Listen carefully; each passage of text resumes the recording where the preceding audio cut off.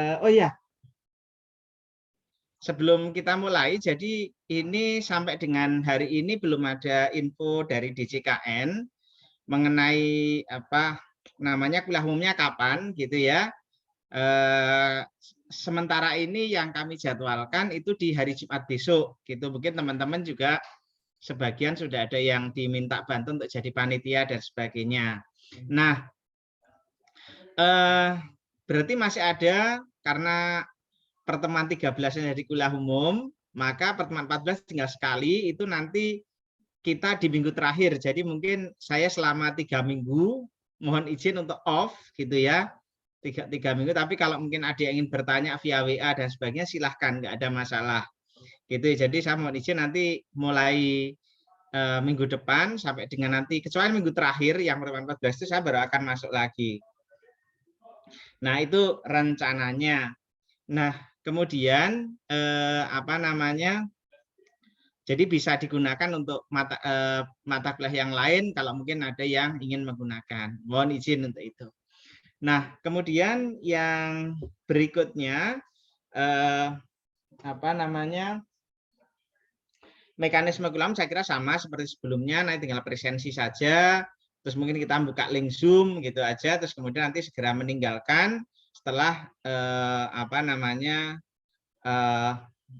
apa saya masukkan ininya saja apa namanya presensi sama apa gambarnya saja mungkin itu. Yang penting pada hari H itu nanti presensi aja di apa di portal, nanti saya juga akan recheck juga gitu lah, nanti kemudian kita meninggalkan, habis itu kemudian kita ikuti kuliah umum seperti biasa. Nah, itu rencananya. Jadi hari ini kita akan melanjutkan kembali berlatih mengenai jurnal-jurnal yang kemarin, karena memang saya yakin bahwa di antara Mas dan Mbak semua itu mungkin juga masih ada yang agak apa ya, karena mungkin karena memang belum mengenal gitu.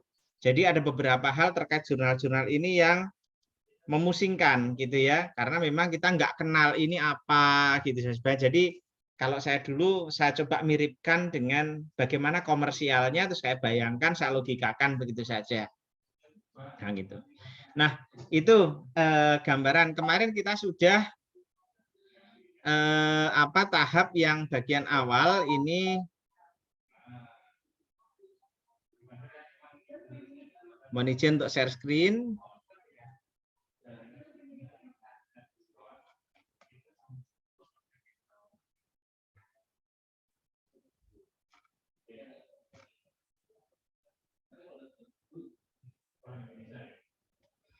Kita kemarin kalau tidak salah sampai dengan transaksi pendapatan kalau tidak salah. Tapi mohon maaf mungkin kalau saya lupa.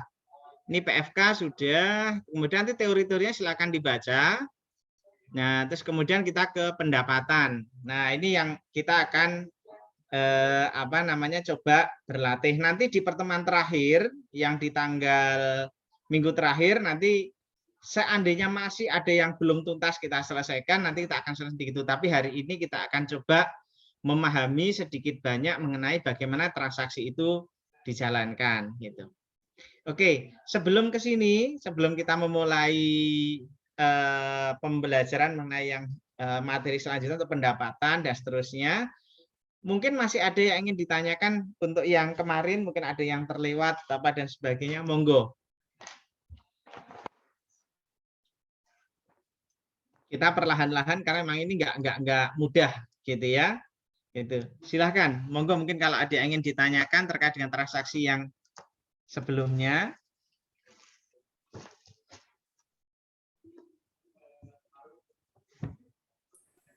Izin Pak Prayudi. Monggo, silahkan Mbak siapa?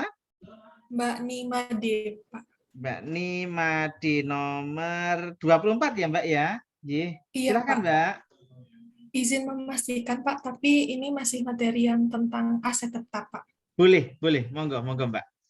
Nah untuk penjurnalan nanti di aset tetap itu kita nggak sampai di penghapusan aset ya Pak. Jadi kalau kita, misalnya iya. Kita berikan contoh saja Mbak gitu. Ketika kita berikan contoh bagaimana ketika kita menghapus aset itu nanti ada contohnya juga. Tapi ada proses memang untuk proses penghapusan aset, misalnya BMN, apa misalnya kendaraan atau apa lah, itu nanti dihapusnya dengan cara apa? Apakah dengan dijual ataukah mungkin dihapus begitu saja karena mungkin rusak atau dihibahkan. Nanti ada contohnya juga, Mbak. Begitu. Baik, Pak. Hanya itu? Mungkin Izin memastikan lagi, Pak. Jadi monggo. Jadi kalau misalkan nanti ada pemusnahan berupa peralatan dan mesinnya itu, nanti kita buat jurnal penghentian aja gitu ya, Pak? Iya. Jadi ketika kita misalkan, oke, kita hentikan begitu saja karena memang misalkan rusak, misalkan habis kecelakaan kalau kendaraan atau gedung mungkin kena gempa, misalkan rusak atau apa, misalkan gitu. Atau misalkan kalau bentuk misalkan apa Mbak namanya komputer itu mungkin dulu masih apa WS yang lama misalkan gitu ya, misalkan kan dulu ada WS, Lotus, sebenarnya berubah menjadi Windows 1 dan sebagainya yang lama-lama gitu. Nah, nanti ketika dihapus ya itu tadi Mbak, apa itu nanti dihapuskan begitu saja bisa. Nanti ada biasanya sebelum dihapuskan kita pindahkan ke aset lain-lain dulu Mbak. Halo? Baik, Pak. Nanti ada contohnya, nanti kan saya buatkan sekalian untuk jaga-jaga suatu saat mungkin apa namanya sebagai pembanding, karena gini Mas dan Mbak sekalian, mungkin ketika nanti Mas dan Mbak semua berpraktek entah di lingkup Kementerian Keuangan atau non Kementerian Keuangan dan sebagainya, bukan tidak mungkin nanti tetap ada penyesuaian Mas dan Mbak sekalian gitu. Jadi ada penyesuaian misalkan di sana itu mencatatnya seperti ini nama akunnya, karena kemarin kan bisa di apa namanya itu ya, bisa dirinci, bisa juga digembel menjadi satu, misalkan gitu. Itu hak dari masing-masing atau kewenangan masing-masing dari institusi yang bersangkutan. Tapi yang penting adalah dengan belajar ini kita tahu alurnya, Mbak, gitu, alurnya gitu. Nah, siapa tahu nanti mungkin Mbak dan kawan-kawan ketika kemudian menjumpai transaksi yang agak asing gitu ya, agak aneh, ini apa sih padanannya gitu, mungkin sebenarnya bisa dilogikakan tapi dengan cara yang lebih panjang ya, bisa seperti itu. Nah, memang kendalanya adalah bahwa transaksi yang kita catat itu karena sudah tersistem, debitnya apa pasti kreditnya apa udah berpasangan satu sama lain, jadi nanti mungkin kita perlu lebih dari satu langkah Mbak, lebih dari satu langkah. Kalau biasanya kalau komersial cukup misalkan kas pada utang misalkan gitu, itu ternyata nggak bisa gitu, nggak bisa seperti itu, tapi mungkin lewat jalur lain dulu kemudian baru akhirnya jadi seperti ini gitu Mbak. Nah itulah yang kita kenalkan, kita ajarkan begitu. Jadi nanti ketika suatu saat menjadi lebih simpel, sederhana atau bahkan lebih panjang, itu sudah tahu alurnya. Itu Mbak Nimadi harapan kami. Baik, terima kasih banyak Pak. Oke, sama-sama gitu. Ada lagi monggo, silakan. Ini karena materi sudah bebas, jadi artinya kan secara akun sudah selesai, hanya kita tinggal mencatat saja. Mas dan Mbak bisa belajar dari slide-nya, bisa dari latihan yang ada juga bisa gitu. Silahkan. Gitu.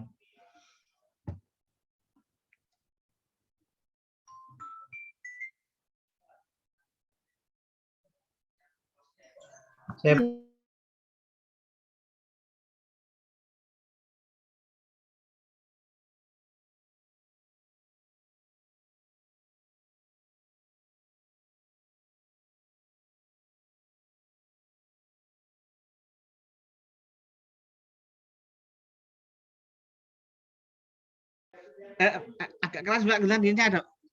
Mau nanya kuis tadi. Oh, kuis. Oke, sebentar saya lihatkan soalnya dulu nggih, sebentar. Sebentar, ini. Oke, nomor berapa, Mbak? Yang 39. Oke. Itu kan yang D, aset tetap yang telah disusutkan habis tidak perlu disusutkan lagi meskipun masih digunakan dan tidak perlu disajikan di neraca karena bernilai 0 gitu, Pak. Nah, apa masih perlu dicatat di neraca gitu, Pak? Oke. Karena secara nilai penyusutan udah habis. Oke. Nah, terima kasih, Pak. Ini mirip sebenarnya terkait dengan pertanyaan Mbak. Siapa tadi sebelumnya Mbak? Nih Made nggih. Nah, jadi ketika suatu aset itu dihapus, entah karena contoh tadi rusak dan sebagainya, atau bahkan mungkin kondisinya adalah sudah depresiasinya habis karena masa ditentukan, maka tetap akan tercantum. Gitu, Mbak Tasya. Jadi, misalkan rusak gitu. Bagaimana karena ini masih dimiliki, belum dihapuskan, maka dipindah ke aset lainnya dulu. Beserta akumulasi penyusutannya jika ada. Nah, bagaimana ketika suatu aset itu nanti misalkan masih apa ya posisinya tidak rusak, tidak usang, tapi memang masa penyusutannya sudah selesai gitu masa karena ada ketentuan batasan masa penyusutan, misalkan di pajak itu ada kendaraan misalkan berapa tahun, gedung berapa tahun. Di DJKN pun untuk pembuatan LKPP juga sama, ada aturan juga gitu. Ketika sudah nol nilai bukunya, tetap wajib masuk dalam laporan keuangan. Jadi misalkan contoh aset gedung nilainya 1 miliar, akumulasi 1 miliar misalkan gitu. Bisa saja Mbak, tapi tetap masuk. Gitu. Baru nanti ketika sudah ada SK penghapusan, itu baru kemudian dilakukan proses penghapusan dengan kembali tadi akumulasi penyusutannya didebet pada asetnya sendiri di kredit. Begitu. Jadi selama masih belum ada penghapusan, maka tetap akan muncul di situ. Begitu, Mbak Tasya, gitu. Meskipun nggak disebutkan lagi karena nggak ada lagi, gitu ya. Jadi secara nilai bukunya nol karena nilai asetnya berapa tadi 1 miliar misalkan akumulasi 1 miliar nilainya nol betul tapi tetap harus masuk. Jadi kita seringkali masih menemukan seperti itu Mbak Tasya dan teman-teman gitu ya, memang karena memang ketentuannya demikian.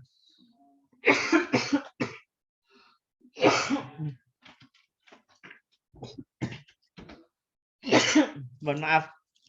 Jadi ketentuannya demikian sehingga tetap harus dimasukkan. Nah, apalagi untuk aset-aset yang sifatnya mungkin seperti sekarang ini Mbak Tasya dan kawan-kawan, di JKN kan masih melakukan proses revaluasi. Masih ingat ya mungkin di pelajaran apa BMN atau di pelajaran penilaian mungkin disinggung. Nah, jadi ketika suatu aset nilai bukunya sudah nol gitu, tetap akan muncul terus lah. Kemudian apakah menjadi objek revaluasi atau tidak? Nah, itu jadi pertanyaan nantinya. Gitu. Jadi ketika sudah dilaporkan nol, kemungkinan maksudnya nilai bukunya nol, itu kemungkinan itu menjadi aset yang akan dilakukan pengecekan ulang dan kemudian mungkin menjadi objek revaluasi jika dirasakan memerlukan revaluasi sehingga kemudian nilainya timbul lagi. Begitu Mbak Tasya. Baik Pak, terima kasih. Oke, sama-sama. Monggo selanjutnya tadi Anda salah bareng sama siapa? Monggo. Saya Pak. Nggih, monggo Mas Abian. Ya. Iya, silakan Mas Abian. Saya mau tanya tentang kapitalisasi tanah, Pak. Nilai kapitalisasi atau kapitalisasi tanah, nilainya?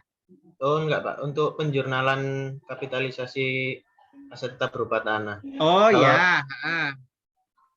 Saya pernah baca di slide yang menunjukkan bahwa biaya administrasi, biaya overhead dan yang sejenisnya itu tidak termasuk dalam komponen biaya perolehan tanah. Nah, kalau bedanya biaya administrasi dengan biaya balik nama, biaya pengurusan sertifikat itu apa ya, Pak? Oke. Kalau secara hukum mungkin nanti bisa ditanyakan kepada Pak Adit ya atau gurunya yang ilmu hukum siapa gitu. Tapi sebenarnya begini, apa saja sih yang menjadi nilai tanah atau namanya nilai perolehan tanah adalah kembali sama sebagaimana yang di komersial maupun pemerintah sama Mas. Semua biaya yang dikeluarkan oleh entitas yang bersangkutan, institusi yang bersangkutan, instansi yang bersangkutan ketika mendapatkan aset itu hingga siap guna, siap pakai. Gitu. Jadi misalkan tadi instansinya Mas Edbar di kantor X misalkan gitu ya, beli tanah, maka berapa nilai tanah yang akan dicatat? Pertama harga belinya tentu.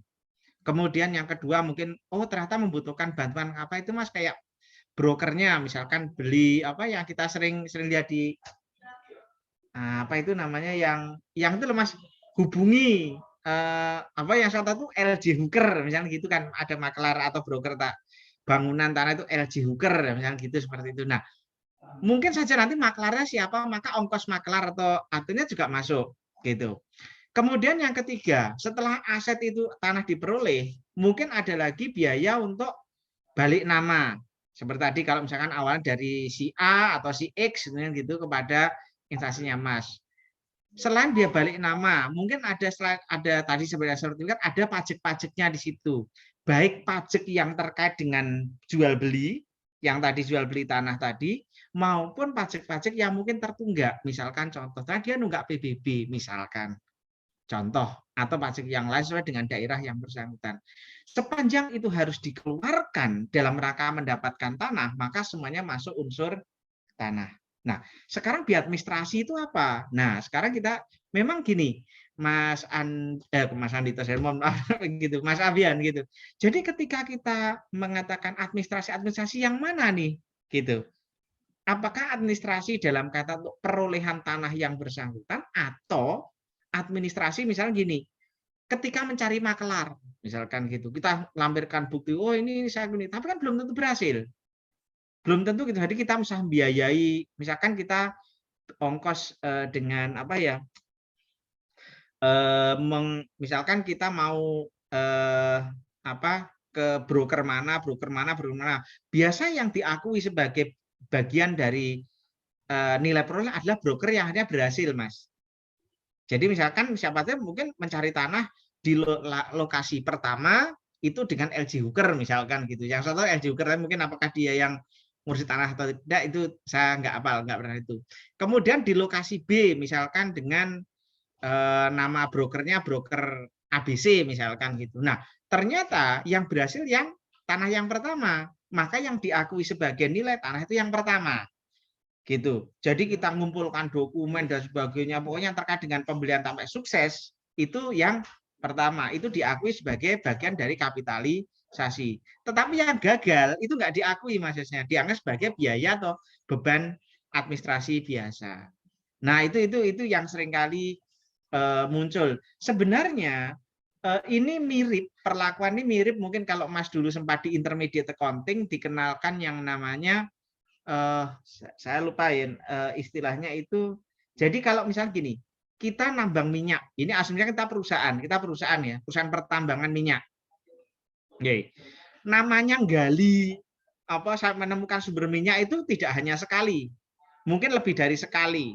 Nah, sekarang tinggal dipilih apakah apa namanya yang berhasil saja diakui sebagai bagian atau dikapitalisasi menjadi cost dari nilai minyak itu atau termasuk yang gagal gitu. Yang satu yang sukses itu namanya successful effort. Nah, itu. Tapi saya agak lupa namanya apa. Itu seringkali semuncul di pelajaran intermediate accounting terkait dengan aset-aset yang nilainya sangat besar gitu ya, aset khusus biasanya itu. Jadi ketika kita melakukan penawaran di sini mana yang cocok dan sebagainya, yang berhasil itu adalah masuk menjadi nilai kapital, bagian dari dikapitalisasi, sementara yang gagal itu tidak dikapitalisasi. Itu Mas Avian. Jadi mungkin yang tadi itu perlu diperjelas administrasi yang mana nih gitu. Jadi kalau administrasi untuk yang sukses biasanya dimasukkan sebagai nilai kapitalisasi. Tapi kalau yang gagal atau enggak terkait langsung, maka itu dianggap sebagai beban atau kerugian biasa. Begitu, Mas Avian. Ya, terima kasih, Pak. Oke, ada lagi? Monggo. Nanti ini terus terang aja, aset ini sebenarnya jujur aja kurang sebenarnya kalau kita hanya membahas potongan-potongan gitu ya, apalagi intermediate cuma satu gitu. Tapi mungkin insya Allah nanti adik kelasnya Mas akan dapat 2 intermediate gitu. Jadi akan lebih mantap ketika belajar untuk akpem gitu. Insya Allah begitu rencananya. Ada lagi? Monggo. Mungkin penggemar Real Madrid, Mas? Apa-apa, saya kebalikannya bercelana, Mas. Itu. Izin bertanya, Pak. Monggo Mas Aldinil, silahkan. Izin bertanya, Pak. Saya masih bingung, Pak, gimana nentuin komposisi eksternal dan internal sehingga dikategorikan sebagai ATB, Pak. Sebagai ATB, aset tak berwujud. oh, aset tak berwujud. Nah, oke. Sederhana, mungkin saya bisa berikan ilustrasi begini. Misalkan Mas Aldinil misalkan beli komputer. Nah, sekarang dari laptop lah, gambarnya laptop. Akan ada berbagai macam ya, Mas. Ada yang kosongan, ada yang di dalamnya sudah full dengan aplikasi misalkan. Ada lagi yang sebagian ada, sebagian tidak. Namanya aplikasi yang tertentu mungkin sudah ada di situ, kemudian ada yang tidak, jadi harus nambah sendiri. Terus kemudian ada aplikasi yang memang khusus terkait dengan laptop yang bersangkutan, gitu. Biasanya ini yang di tempat saya dulu itu yang pernah di kantor lama itu kita beli ini Mas, bukan mesin scanner untuk meriksa hasil ujian. Itu terlebihnya dulu kan SPMB pesertanya banyak nih.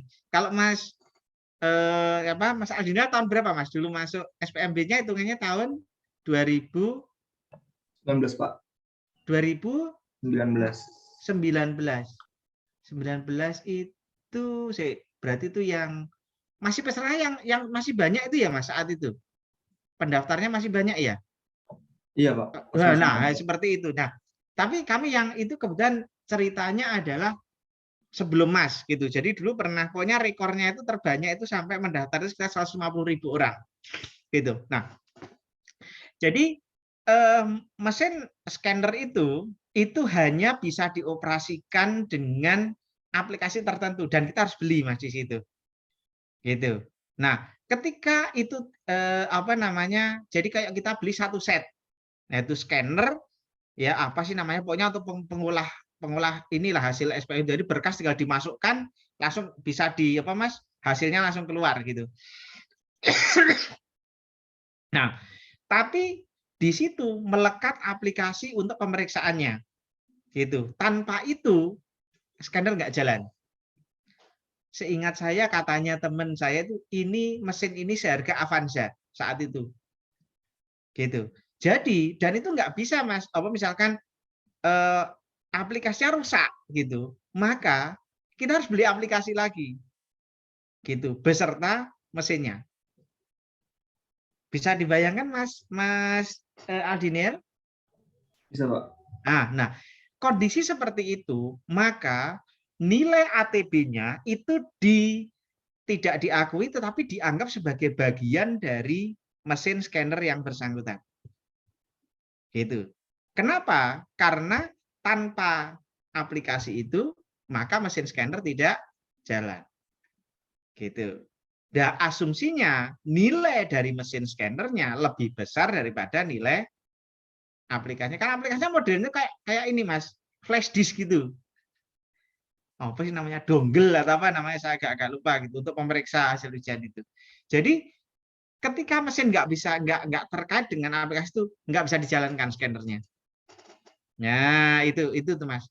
Nah, dari situ maka apabila itu yang terjadi, itu maka nilai ATB yang berada atau aset berwujud dari aplikasi tidak bisa diakui, tetapi langsung menjadi bagian dari nilai scanner yang bersangkutan. Itu yang pertama. Bisa dipahami Mas Aldinil? Sejauh ini bisa Pak. Oke. Nah, sekarang yang kedua, bagaimana jika dipisahkan? Nah, seperti tadi, Mas Aldinil misalkan beli laptop misalkan gitu, kosongan. Nah, gitu. Terus karena saya butuh aplikasi A, B, C, D, E, beli sendiri.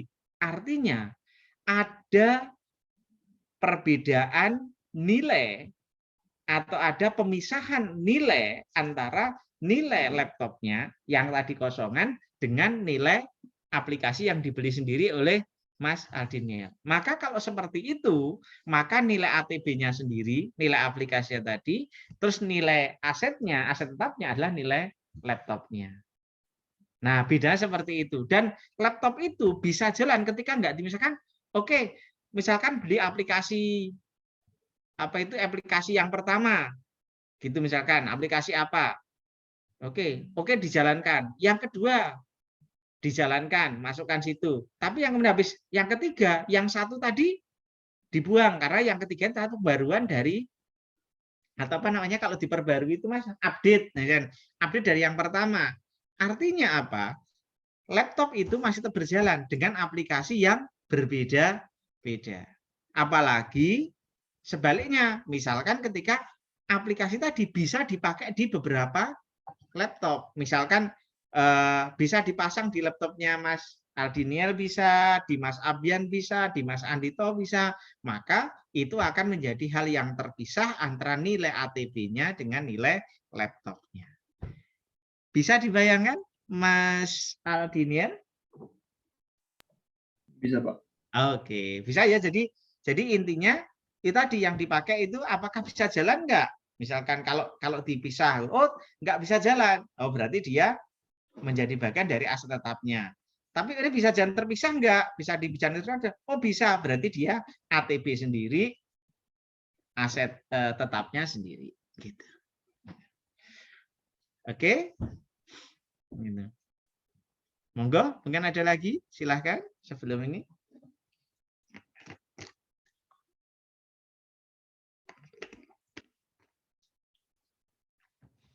Belum ada?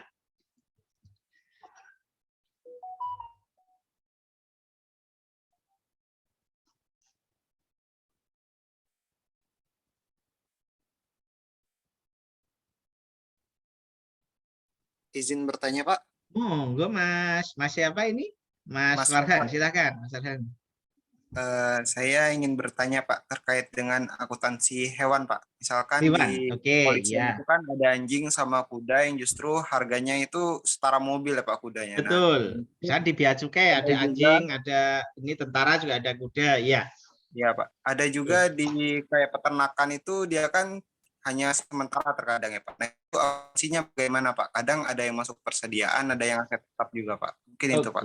Oke. Kasih, Pak. Nah, oke, mungkin sebelum menjawab, saya ingatkan dulu sedikit memori terkait intermediate. Apa ini sudah tahun yang lalu mungkin ya Mas dan Mbak ngalami. Aset yang sifatnya model ternak atau tumbuhan dan sebagainya tergolong sebagai aset biologis, gitu. Nah, jadi terus gimana mencatatnya secara umum tidak dikenal penyusutan. Tidak dikenal amortisasi, tidak dikenal depresi.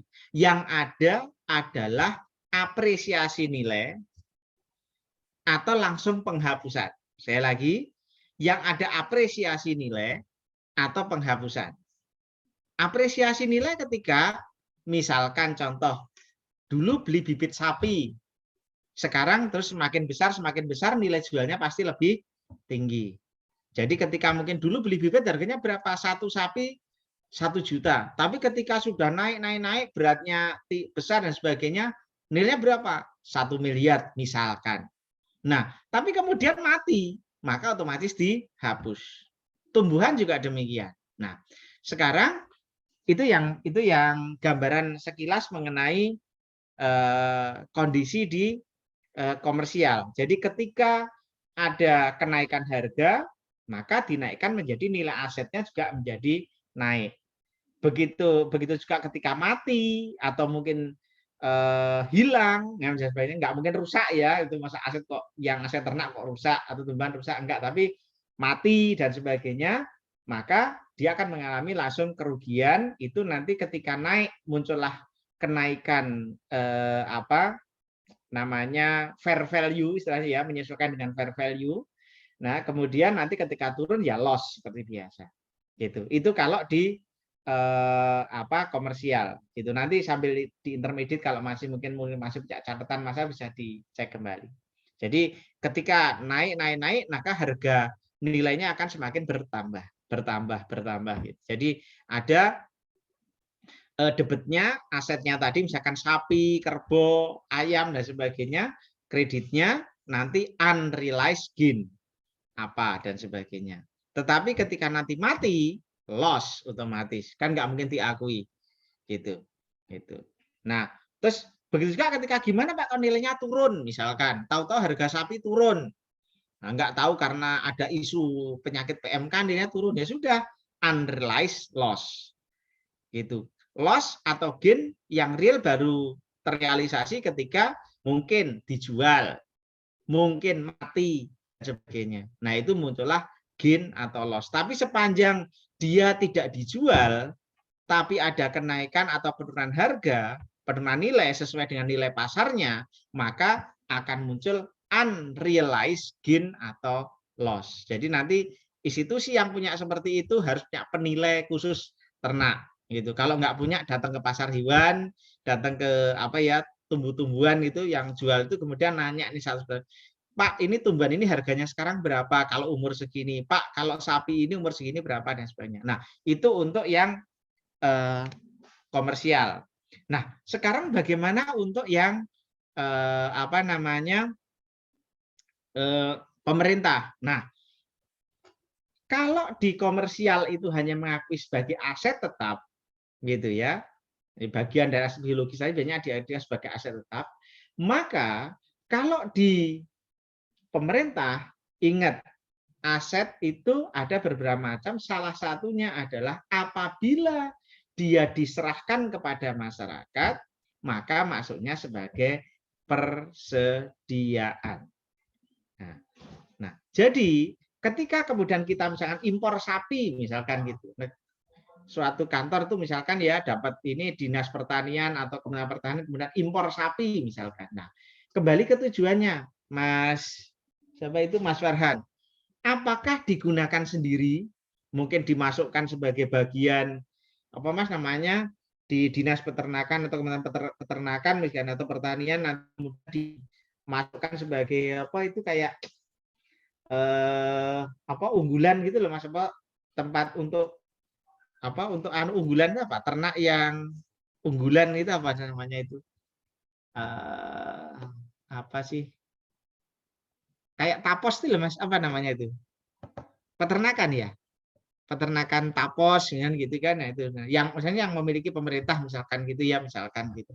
Jadi dia punya kandang yang nanti akan asetnya itu akan digunakan untuk dikembangbiakkan, jadikan objek penelitian dan sebagainya juga sendiri, maka masanya sebagai aset, dimasukkan sebagai aset lainnya kalau di pemerintah itu ya, setara dengan model aset tetap tadi. Nah, tetapi ketika dia akan berbentuk diserahkan pada masyarakat, maka dia maksudnya bukan aset lainnya, tetapi langsung masuk persediaan. Itu Mas Farhan, itu yang apa sampai situ yang ditanyakan? Iya Pak, terkait dengan Oke. perbedaannya itu ya. Nah, terus gimana ketika kemudian nilainya naik dan sebagainya lah? Nilainya naik, ya kan? Maka itu nanti akan menambah nilai dari yang bersangkutan. Jadi itu ini ya untuk nilai aset yang memang akan digunakan sendiri. Tapi kalau sudah persediaan, nggak perlu lagi. Kenapa? Karena toh itu menjadi miliknya orang yang akan diberi. Begitu. Jadi tidak perlu ada penilaian atas nilai persediaannya, tidak perlu. Tetapi khusus untuk aset yang akan diternakkan sendiri, dijadikan untuk penelitian dan sebagainya, itu masuk menjadi bisa mengalami kenaikan nilai. Begitu. Itu Mas Farhan. Baik Pak, sangat jelas Pak. Terima kasih banyak. Oke, sama-sama. Ada lagi, monggo. Ayo yang jarang-jarang mungkin dulu kesempatan ini. J, monggo. Ini soal investasi, Pak. Investasi, monggo Mbak Dian, silakan. Ya, saya sepertinya agak lupa sama akuntansi yang sebelumnya, Pak. Nggak apa-apa, nanti kita ingatkan kembali. J. Nah, di investasi jangka panjang di PPT itu kan ada dividen tunai itu dan bunga diakui sebagai pendapatan baik pada LRA maupun LO. Tapi dividen saham itu tidak diakui sebagai pendapatan. Nah, itu kenapa tidak diakui pendapatan, Pak? Kan menambah ini. LRA. Hati-hati. LRA kan tadi nyinggung ya. Iya, tapi kalau dividen saham tidak diakui di LRA maupun LO juga, Pak. Iya, oke. Terima kasih. Jadi, kalau dulu di instansi komersial, ya perusahaan dan sebagainya, ya kan kita masih dulu mungkin masih kan kayak investasi di bagian metode fair value atau metode cost atau metode equity dan sebagainya, ya kan, sehingga kemudian akan masuk satu misalkan, oh ini sifatnya investasi sifatnya diperjualbelikan atau trading, maka akan masuk di laba rugi, misalkan gitu. Oh, sifatnya non trading akan masuk di laporan perubahan ekuitas dan sebagainya, sampai nanti proses bagaimana biasa. Loh, termasuk ketika mungkin ada dividen tunai, bagaimana mencatatnya. Ketika ada dividen saham, bagaimana mencatatnya. Itu memang di komersial dicatat semua, betul Mbak Dian gitu. Mungkin nanti sambil jalan gitu, diulas kembali. Nah, sebagaimana dengan pemerintah, ingat, pemerintah ini ketika kemudian dapat dividen tunai, maka otomatis ada kas masuk. Bagi yang kalau membayarkan, berarti ada kas keluar. Ini kebetulan negara mendapatkan dividen, maka akan mendapatkan laporan mengenai berapa dividen yang akan diterima. Nah, pas diterima itu pada laporan operasional akan masuk sebagai bagian pendapatan. Kemudian ketika karena terkait dengan uang kas yang masuk dan keluar, uang kas masuk, uang kas masuk, maka akan masuk di situ LRA karena pendapatan yang diperoleh itu menambah anggaran atau menambah realisasi anggaran terkait pendapatan. Itu untuk yang dividen tunai. Clear dulu Mbak Dian? Iya Pak, clear Pak. Oke. Sekarang bagaimana dividen saham? Oke. Dividen saham ketika ke LRA tidak nyangkut. Karena apa? Ingat, LRA itu arahnya adalah kas yang masuk. Ya kan? Kita selalu di situ kan LRA itu selalu adanya kas masuk atau kas keluar. Karena dividen saham tidak terkait dengan berapa kas masuk, kas keluar, maka otomatis dia tidak dimasukkan di LRA. Clear? Clear, Pak. Nah, oke, sekarang ke LO. Apakah dia operasional terkait? Ingat, dividen saham itu umumnya tidak menambah pendapatan, tetapi menambah kepemilikan dari entitas atau investor yang bersangkutan. Sehingga kalau dilaporkan di LO pun juga tidak pas. Karena LO ini adalah menyangkut pendapatan. Sementara ketika ada kenaikan jumlah saham, ya kan, karena dapat dividen saham, berarti artinya kan saya dapat jumlah saham saya jadi bertambah. Ibarat kalau saya itu negara, gitu. Ketika saya diberikan saham, maka kepemilikannya bertambah, tapi pendapatan saya tidak bertambah. Itu, Mbak. Nah, sehingga itu juga tidak masuk dalam laporan operasional. Terus masuknya gimana, Mbak?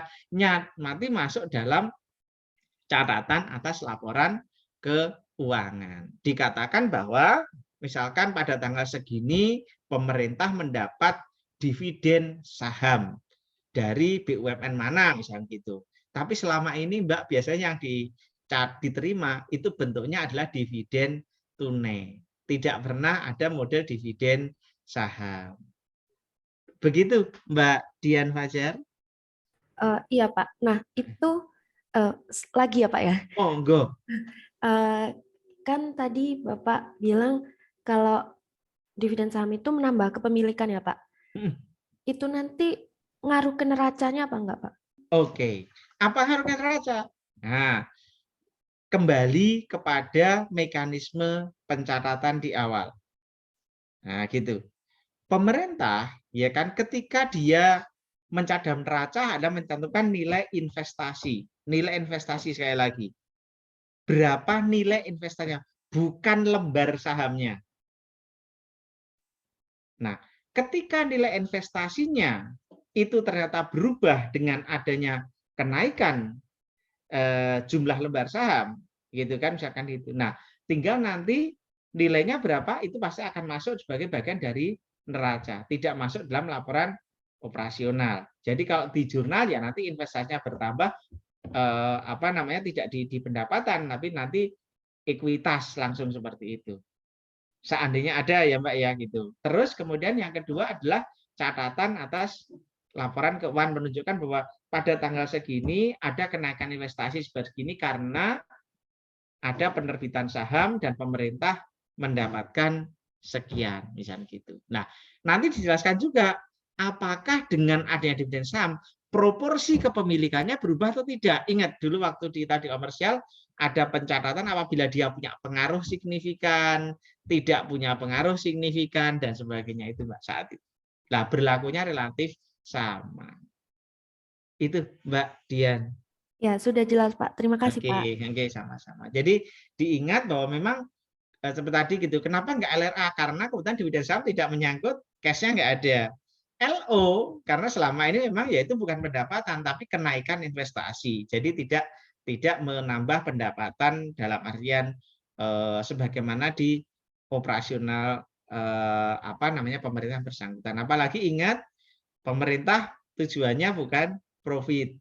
Nah, itu jadi tidak dimasukkan di situ. Terima kasih Mbak Dian. Monggo, mungkin masih ada lagi. Ini masih ada 4 menit sebelum jam 12. Nanti habis itu kita baru melanjutkan. Monggo, Mas Andrew mungkin Pak, kalau ada. Nggih, silakan. Mungkin agak ke belakang sedikit ya Pak. Tentang aset bersejarah, silakan. Pak. Nah, aset bersejarah itu kan Pak, sampai sekarang apakah udah ada kebijakan untuk menilainya atau belum Pak? Karena kan dari aset bersejarah mungkin pemerintah bisa bertambah kekayaannya Pak. Gitu, Pak. Oke, terima kasih Mas Andrew. Kita harus bisa bedakan aset bersejarah yang wujud apa Mas Andrew. Gitu. Misalkan gini, kita di Kota Tua. Pernah ke Kota Tua Mas Andrew? Kota Tua yang Jakarta atau mungkin di tempat Mas Andrew mungkin juga di Mas Andrew dari mana? Medan? Iya Pak. Oke, di Medan mungkin ada gedung bersejarah di sana Mas Andrew. Gedung bersejarah. Kantor Pemda, kantor biasanya kantor pemerintah. Kantor gubernur itu gedung baru atau tinggalan Belanda? Kayaknya gedung baru ya Pak. Gedung baru. Ada nggak kantor yang di sana yang gedung lama? Dinas apa gitu misalkan atau? Ada Pak, kantor pos Pak. Kantor pos. Mbak Diva dari sana? Saya dari Medan Pak. Andrew bukan dari Medan ya Pak. Nah itu misalkan di gedung pos misalkan gitu. Nah, jadi kita harus bedakan Mas Andrew dan terima kasih Mbak Dewa tadi. Kalau gedung itu ternyata digunakan untuk operasional, maka layaknya pasti akan dinilai. Gitu. Tetapi kalau modelnya misalkan contoh aset bersejarah, patungnya Sisingamangaraja. Saya lupa daerah mana itu di Medan, saya pernah dulu lewat. Ada ya patungnya Sisingamangaraja itu? Ada ya Mbak? Ada Pak. Ada ya. Nah, kan itu sulit dinilai, nggak dipakai apapun, tapi dia menghasilkan suatu pendapatan berupa apa retribusi uang masuk siapa tahu gitu ya, misalkan Istana Delhi apa nama iya Istana Delhi ya? Istana Maimun Pak. Istana Maimun ya, mohon maaf Istana Delhi sama ya Istana Maimun. Nah, ketika Istana Maimun itu nilainya berapa? Nggak ada yang bisa menilai karena apa? Nggak digunakan untuk kegiatan operasional pemerintah atau dijadikan gedung apa yang bisa menghasilkan suatu, maka dia tidak menilai. Gitu, tidak dinilai. Nilainya berapa? Mungkin RP1 atau apa gitu ya kalau ada untuk eksistensi aja, sementara dia menghasilkan pemasukan dari retribusi. Misalkan kalau masuk ke sana bayar nggak Mbak Diva? Kalau masuk ke sana? Di Istana Maimun bayar Pak. Nah, berarti ada pendapatan yang diperoleh kan? Atau nanti disetor kepada kas daerah misalkan seandainya ada gitu. Nah, itu jadi dicatat seperti itu. Jadi ketika modelnya adalah sifatnya dia bukan untuk operasional, tetapi menghasilkan suatu pendapatan, terus kemudian ada beban yang terkait kan namanya Istana Maimun. Kalau misalkan ini kan biaya operasional tetap ada gaji karyawannya yang tugas di sana, gaji siapa dan sebagainya di sana gitu, atau mungkin biaya listriknya, biaya airnya dan sebagainya, maka tidak dinilai nilainya RP1 karena sulit nilainya berapa, tetapi ada pemasukan dari misalkan ongkos karcis masuk dan sebagainya gitu, biaya untuk perawatan ada juga. Tapi ketika misalkan gedung pos tadi dipakai oleh kantor pemerintah, maka seharusnya dinilai Mas Andrew dan Mbak Diva. Dan nilainya sesuai dengan nilai pasar dari area di sekitar itu. Nah, nanti perkara kemudian lebih atau kurang dari itu, ilmu penilaian nanti akan menentukan. Itu Mas Andrew Niku, terima kasih Mbak Diva sudah dibantu juga gitu. Ya, apakah Pak. Itu Mas Andrew? Ya, terima kasih Pak. Terima kasih Oke, Pak. terima kasih Mbak Diva. Sebentar, ini biar adzan dulu selesai, nanti kita lanjutkan. Mohon izin.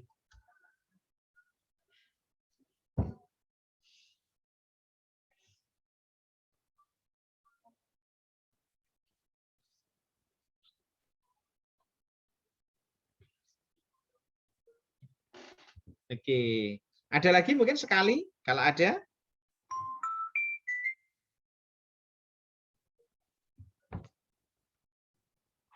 Monggo, ada?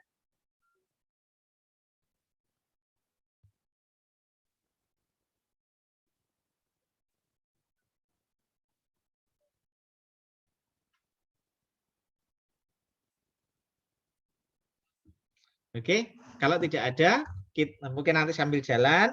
Oke, kita lanjutkan dulu apa namanya pembahasan yang tadi. Sebentar, mau izin share screen dulu. Oke, kita ke slide dulu. Sebentar.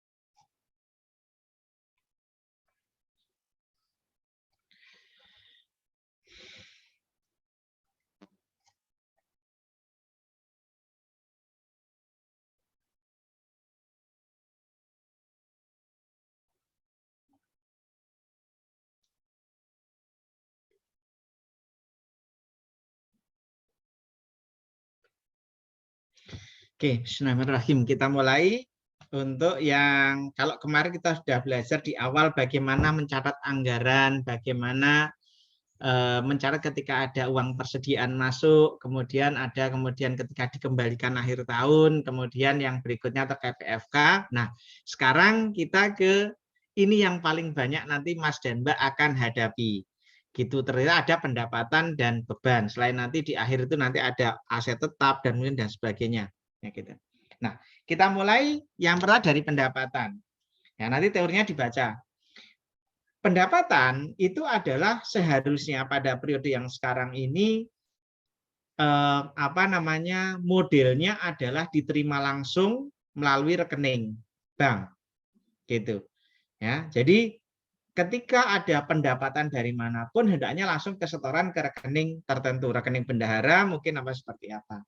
Tapi ada kalanya juga, karena kondisional itu kadang-kadang pendapatan itu diserahkan dulu ke bendahara, terus bendahara akan nyetor. Nah, bendahara ini idealnya memang terbagi atas bendahara penerimaan dan pengeluaran. Tetapi ketika jumlah personel kantor sedikit, kadang-kadang bendahara penerimaan dan pengeluaran itu digabung. Gitu. Tapi sekali lagi itu tidak mempengaruhi bagaimana mencatatnya. Nah, sehingga transaksi pendapatan ini dari slide nomor 26 sampai dengan ini apa namanya sampai 40-an lebih ini terkait dengan 58 malah terkait dengan berbagai macam pendapatan di situ. Termasuk nanti ada beban juga. Nah, pertama adalah pendapatan yang harus di-store oleh wajib bayar ke kas negara tanpa bendahara penerimaan. Itu artinya ketika ada setoran nanti bendahara cukup terima hanya kopinya saja. Itu makanya misalkan nanti saat misalkan Mbak Dian jadi bendahara penerima misalkan gitu. Ketika ada wajib bayar itu misalkan saya mau nyetor apa namanya uang jaminan lelang misalkan. Saya mau nyetor PNBP karena kemarin menyewa gedung untuk acara pernikahan misalkan. Mungkin ada seperti itu, maka mereka biasanya cukup ini Pak, nanti store ke rekening nomor ini ya, misalkan gitu. Termasuk mungkin waktu Mas Andrew, Mbak Dian, Mbak Diva, dan sebagainya ketika mau SPMB, ya itu nyetor seperti itu. Nah, langsung ke rekening, lah nanti dari rekening koran, dari informasi, dari bank, dan sebagainya, akan menjadi dasar untuk mencatat, oh ternyata sudah diterima pendapatan sebesar berapa ribu, berapa juta, dan sebagainya. Nah, kalau kondisi seperti itu, ketika menerima bukti setor ke kas negara, biasanya nanti kalau kita ke bank itu biasanya nanti ada lembar berapa gitu dikirim, nah, misalnya itu nanti kita akan nandain gitu, oh ini sudah, dan sebagainya, maka kita akan mencatat langsung DDEL diterima dari entitas lain, LO maupun LRA pada pendapatan PNBP. Nanti kalau menjurnal ini cuma sekedar ini ya penanda LO LRA ini penanda saja karena masalahnya DDL ini bisa terjadi di akrualnya ada, kas juga ada, pendapatan juga ada. Itu makanya akan lebih baik ketika kita nandain sendiri, oh ketika ada ini, oh ini milik LO, yang ini nanti untuk LRA gitu. Karena nanti ketika membuat laporan itu akan jalurnya akan berbeda-beda gitu. Oke, jadi ketika ada bukti setor kita terima, kopinya atau info yang lain, maka kita nyatet DDL pada pendapatan untuk yang LO, LRA juga sama. Nah, yang kedua, ketika misalkan melalui bendahara penerima, maka saat kita menerima duit, kita langsung mencatat PNBP itu kas pada bendahara penerimaan pada pendapatan PNBP. Sementara ketika karena saat sudah terima kas, maka DDL LRA pada pendapatan PNBP LRA. Nah, gitu. Nah, ini pas pertama sebentar PNBP. Sebentar, ini ada yang salah ini. Oh, ini belum. Ini salah. Ini belum delete. Mohon maaf, ini kadang-kadang saya agak ini nanti beberapa hal kalau mungkin saya kira nanti Mbak juga punya nanti tinggal di delete kita aja di tempat Mbak masing-masing dan Mas masing-masing. Ketika menerima PNBP, Kakrual sudah mencatat, tetapi ketika nyetor, maka ini dibalik dulu pendapatan pada kas, kemudian DDL pada pendapatan, saat itulah kemudian jurnal kas baru akan bilang DDL pada pendapatan.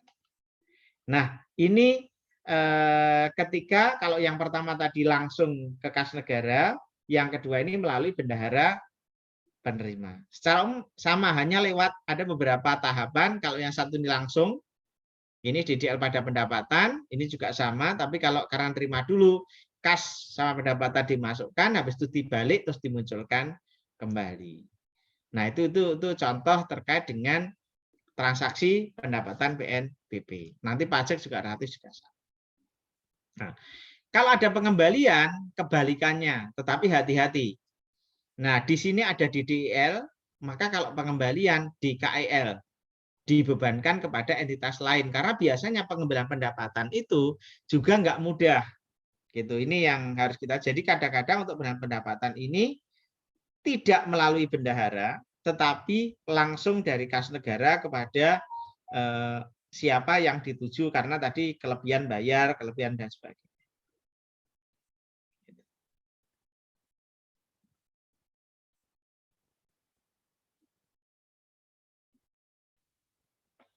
Nah, jadi pendapatan, nah kepada siapa?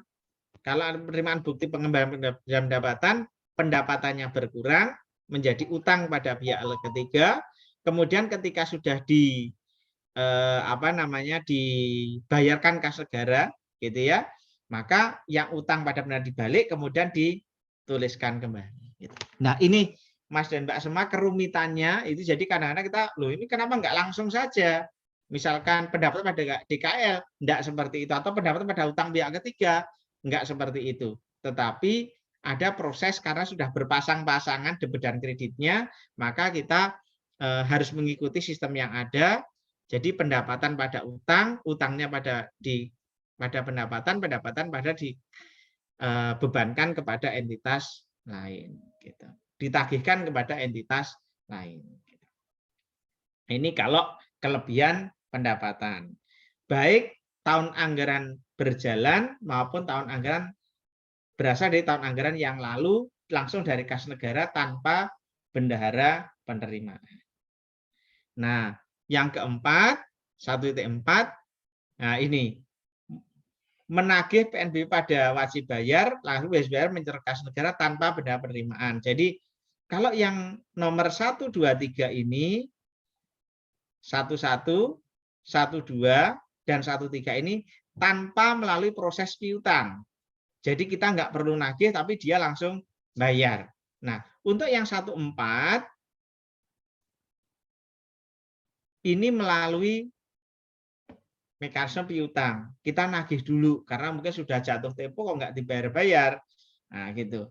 Ketika nagih, piutang pada pendapatan, ketika kemudian disetor langsung, maka pendapatan pada piutang pendapatan, kemudian DDL pada pendapatan. Yang lama dibalik, kemudian dimunculkan kembali. 15 itu penagihan, tapi bayarnya melalui bendahara store. Tahapan lagi piutang pada pendapatan, ketika menerima pendapatan pada piutang, kasnya pada pendapatan bertambah. Ketika di store, pendapatan pada kas, DDL pada pendapatan. Nah, ini contoh, jadi nambah beberapa tahapan di situ. Nah, 1, 2, 3, 4, 5, 11 sampai 15, adakah pertanyaan? Monggo. Izin, Pak. Monggo, Mbak Dian, silahkan. Saya masih agak bingung alurnya yang kelebihan setoran itu, Pak. Oke. Yang, nah itu tuh di KEL tuh maksudnya kita yang membayar ke pihak ketiga apa gimana, Pak? Kurang paham. Oke. Jadi ketika ada kelebihan mungut misalkan gitu ya, kelebihan memungut pendapatan gitu kan, misalkan harusnya itu dia harusnya serotornya itu 100, tapi kita mengutnya 110 misalkan gitu. Nah, atas tersebut dikembalikan. Nah, biasanya pengembalian yang di sini adalah pengembalian ada dua. Apakah yang umumnya itu dilewatkan tidak dilewatkan bendahara, tapi langsung dari KPPN kepada ke siapa rekening yang dituju tadi. Kita utangnya kepada sekarang kita mungut, misalkan Mbak Dian sebagai bendahara misalkan. Kemudian ada salah satu wajib bayarnya yang harusnya biasanya bayar ke tempat Mbak Dian, ternyata Mbak Dian saat itu kelebihan memungut pajaknya atau PNBP-nya kelebihan. Nah, yang mengembalikan bukan Mbak Dian, tetapi langsung dari KPPN. Karena ketika terima duitnya dari Mr. A misalkan gitu yang tadi membayar lebih tadi, langsung Mbak Dian wajib nyetor ke kas negara.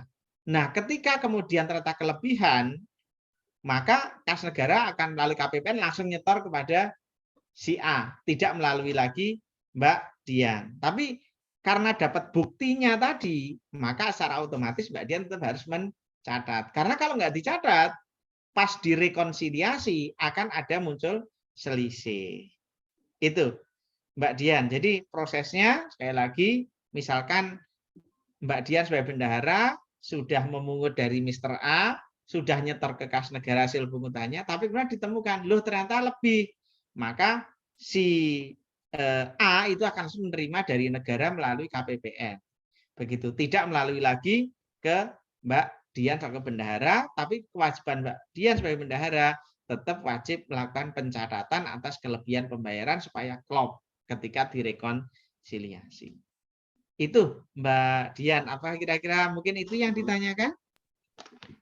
Iya Pak, itu. Berarti yang dicatat itu cuma yang kelebihannya aja ya Pak? Bukan. Betul, iya kelebihan saja, karena yang dikembalikan berapa itu itulah yang hanya dicatat. Tapi kalau dikembalikan semua ya berarti semua dibalik semua Mbak gitu. Gitu. Baik, jelas Pak. Terima Iya, kasih. oke. Nah, ada lagi, monggo. Izin Pak. Monggo Mas Ilham. Saya izin bertanya terkait yang di RDDL sama pendapatan PNP-nya itu kan di beberapa materi jurnal yang lain itu ada yang melalui, ada dari kas dari bendahara dulu, ada yang langsung dari DDL sama pendapatan PNBP ya Pak.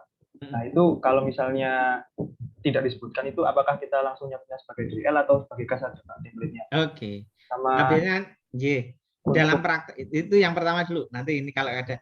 Jadi kita tetap mencatat, tetapi kalau memang tidak melalui kita, berarti nggak ada uang masuk atau uang keluar, maka tentu tidak ada kas di bendahara pengeluaran tadi atau kas di bendahara nggak ada. Itu bedanya, Mas. Sementara kalau melalui kita sebagai bendahara pasti ada kas masuk, kemudian kita keluarkan atau sebaliknya, gitu. Ya, itu yang pertama. Yang kedua tadi mungkin sama ini Pak, sebenarnya saya izin memastikan aja. Sebenarnya pendapatan PNBP sama pendapatan lainnya itu sama atau beda Pak? Pendapatan PNBP dengan pendapatan lainnya. Oke. Kadang ada di strip, kadang pendapatan PNBP. Iya, oke. Sebenarnya secara globalnya, gedenya itu kan hanya ada pendapatan itu dibagi menjadi dua sebenarnya. Pendapatan perpajakan dan pendapatan non perpajakan. Itu kalau pemerintah pusat. Gitu. Nah, yang non perpajakan itulah semuanya gabung menjadi PNBP. Nah, itu karena pendapatan pajak itu mencakup pajak dan kebea cukaian, ya kan, kepabeanan dan cukai. Kemudian yang kedua adalah yang non pajak, itu berarti dia masuk di PNBP. Itu kalau pemerintah pusat. Nah, di dalam pajak maupun di dalam PNBP nanti akan ada pajak lain-lain maupun PNBP lainnya. Itu pasti ada. Karena apa? Ya, namanya pemerintah pusat, ya kan? Itu kan instansinya macam-macam, Mas, gitu. Nggak mungkin kalau dibuat pos semuanya masuk. Waduh, nanti nama akunnya terlalu besar malah. Jadi kalau kita buat sistem gitu, Mas, kan mungkin Mas Ilham juga seandainya ini ya ahli dalam membuat sistem gitu. Kalau posnya terlalu banyak, nama akunnya terlalu banyak, menyulitkan juga gitu. Ketika terlalu sedikit juga menyulitkan juga gitu. Jadi ya yang apa nah kalau bilang itu cost and benefit lah gitu. Nah, jadi apakah sama atau tidak tergantung pengelompokannya sebenarnya Mas Ilham. Tapi secara gedenya sudah cuma pajak atau non pajak. Lah, yang lainnya itu dikelompokkan sebagai apa? Kalau terkait dengan pajak berarti mungkin pajak lainnya, gitu kan? Tapi kalau di PNBP mungkin PNBP lainnya. Apalagi dalam kata dengan PNBP ini yang kita tahu bersama, termasuk juga dari DJKN kan masih banyak PNBP ya. Kalau pajak kan DJP sama DJPJ. Ketika kita bertemu dengan PNBP itu kadang-kadang fokusnya adalah yang pertama, apakah ada ketentuan mengenai besarannya berapa atau tarifnya berapa. Terus yang kedua, wajib dipungut atau tidak. Jadi sekali lagi, ada tarifnya atau tidak. Kemudian yang kedua adalah wajib pungut atau tidak. Gitu. Karena apa? Enggak mudah. Gitu. Untuk mengurus sampai sah menjadi sebuah PNBP itu enggak mudah. Gitu. Gitu. Jadi nanti misalkan contoh lah yang belum pernah saya itu. Berapa kali kami di STAN BPK ini harus mengubah apa namanya itu tarif untuk ujian masuk saringan masuk STAN, Mas. Kalau Mas Ilham dulu bayar berapa dulu zamannya dulu? 100, 200 untuk zaman dulu seingatnya. Enggak ingat ya? 200-an, Pak. 200-an. Zaman saya masih 25 gitu. Gitu, cuman saya itu tahun 2000 berapa gitu, 2001. Pokoknya saya lulus di ini berarti 2007, saat itu masih 100, Mas. Mau naikkan ke 150 aja sulitnya bukan main. Gitu. Jadi ketika kemudian itu menjadi PNBP, nggak jelas pemungutannya, maka juga belum bisa kita pungut. Gitu. Nah, apa itu tarifnya terkait tarif. Jadi kita menggunakan yang lama. Yang kedua, ketika ada sesuatu yang harus dipungut tapi itu belum diatur. Nah, ini juga menjadi perhatian juga. Itu.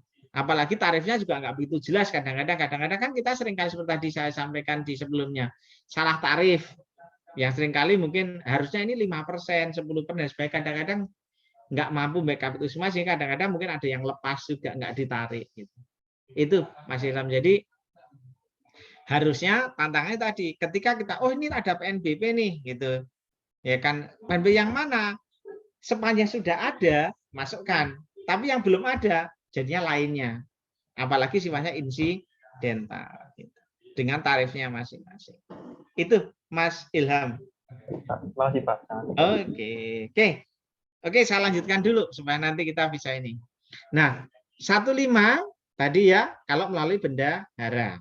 16, nah ini adalah pendapatan diterima di muka. Ingat, dulu apa namanya, istilah, misalnya pendapatan sewa diterima di muka, misalkan seperti yang sering kita. Nah, biasanya ini pendekatan yang dipakai oleh pemerintah adalah pendekatan revenue. Pendekatan revenue biasanya itu. Nah, tapi ada juga pendekatan aset juga ada gitu. Tapi umumnya pendapatan revenue. Nah, ini yang 16 ini pendapatan pendekatan liabilitas bukan aset.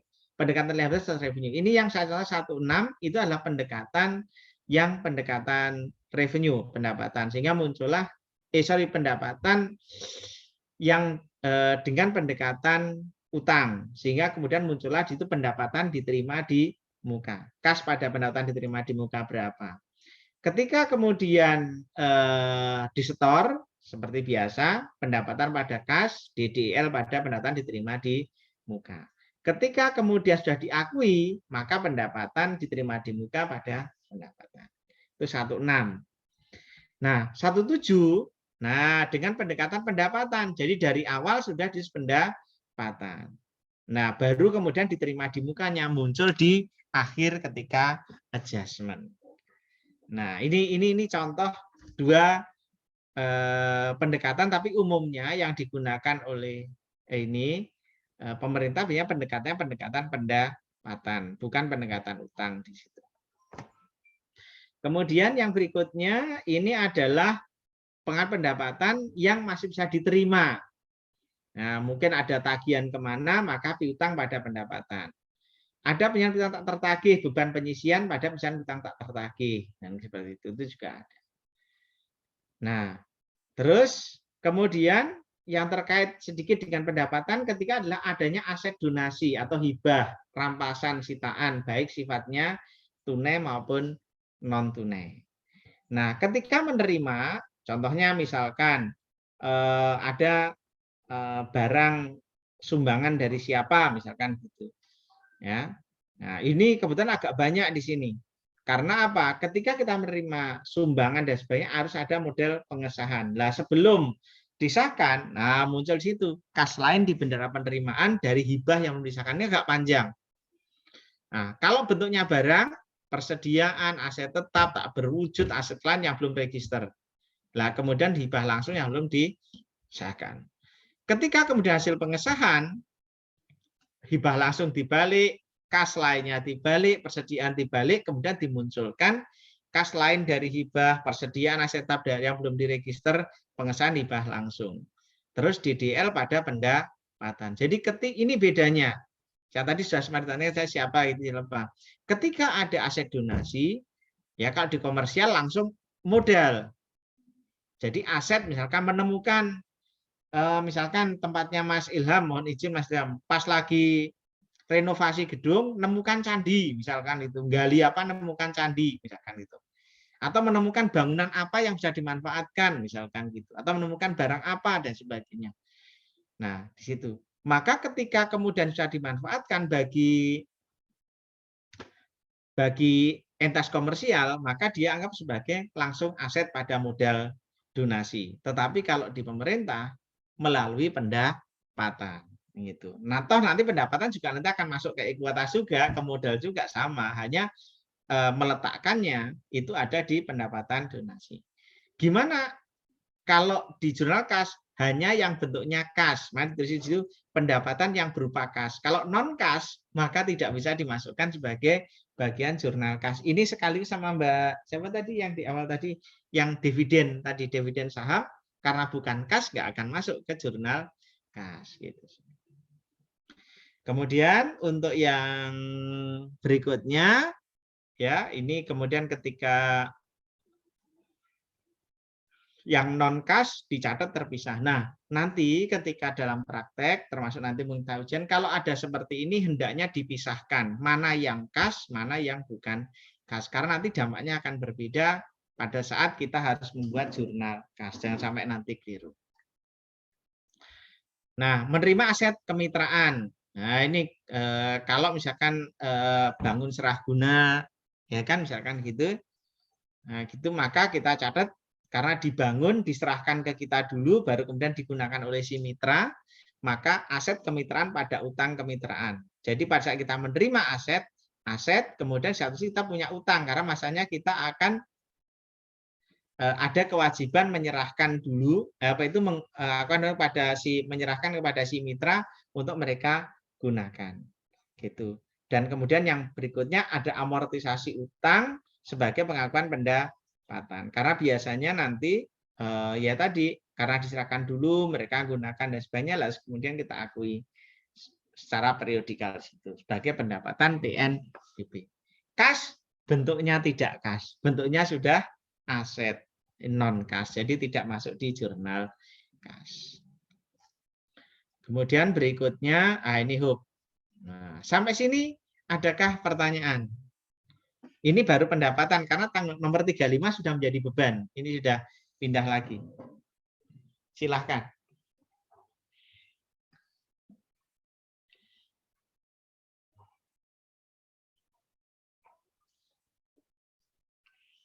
Jadi tadi ada pendapatan melalui bendahara, ada yang langsung, ada pengembalian pendapatan.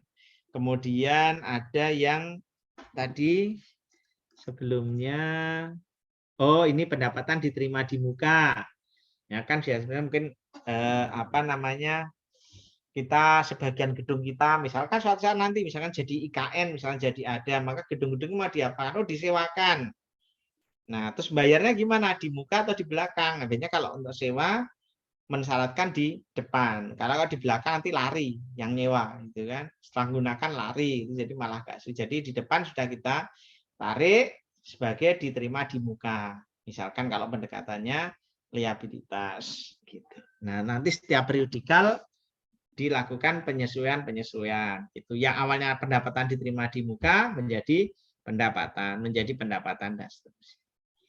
Termasuk pendapatan yang nanti masih harus dibayar. Termasuk ada yang melalui piutang, ada yang juga tidak melalui piutang. Dan terakhir ini yang terkait dengan aset kemitraan bentuknya bangun serah guna. Ketika pada kita ada kewajiban dari kita untuk memberikan layanan kepada orang lain. Nah, kemudian nanti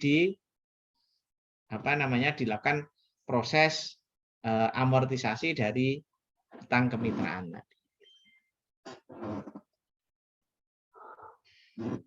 Oke.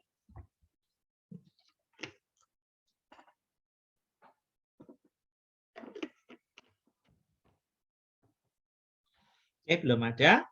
Oke, nggak apa-apa, mungkin sambil jalan. Pendapatan sudah mulai 35, ini kita ke arah beban. Ini hati-hati. Nah, karena ragamnya banyak dan tetap ada yang namanya error. Termasuk ada kapitalisasi dan sebagainya, itu nanti akan sedikit banyak muncul di sini. Nah, pertama, ini 2.1, expendable. Expendable itu apa? Yang sifatnya expend, beban biasa. Ya, Apa saja, belanja pegawai, belanja barang, belanja bunga, dan sebagainya. Tapi karena instansi kan yang luar bunga kan tidak instansi NIA, hanya khusus Kementerian Keuangan, maka kita asumsikan instansi yang semuanya ada. Jadi expendable, bisa diekspandkan, gitu ya, bisa menjadi beban. Belanja pegawai, belanja barang atau jasa. Belanja modal enggak, nanti namanya non expendable karena nanti dia akan menghasilkan suatu aset BMN dan sebagainya. Nah, oke. Kemudian mekanisme pembayaran, ada LS, GU, dan sebagainya. Nah, TU, UP, ya kan nanti pengganti UP dan sebagainya. Bagi nanti ada nihil dan sebagainya. Nah, ini nanti tolong dicermati. Yang pertama adalah dengan expendable LS. Nah, yang pertama dilakukan adalah kita mencatat komitmen.